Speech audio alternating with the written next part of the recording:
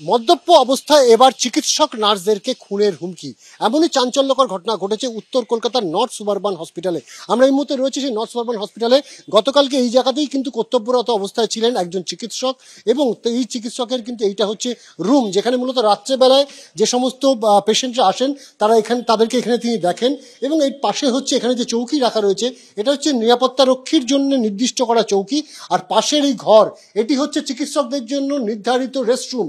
কিন্তু যেটা অভিযোগ যে ধর্মেন্দ্র দাস এবং সৌরভ দে নামে যে দুজন অ্যাডিশনাল সিকিউরিটি পার্সোনেল রয়েছে, সেই অ্যাডিশনাল সিকিউরিটি পার্সোনেলরা কালকে রাত্রেবেলায় মদ্যপ অবস্থায় এই দরজায় লাথি মারে। শুধু এখানেই নয়, পাশে যেখানে নার্সেরা থাকে সেখানে গিয়েও কিন্তু একই ধরনের তাণ্ডব চালায়।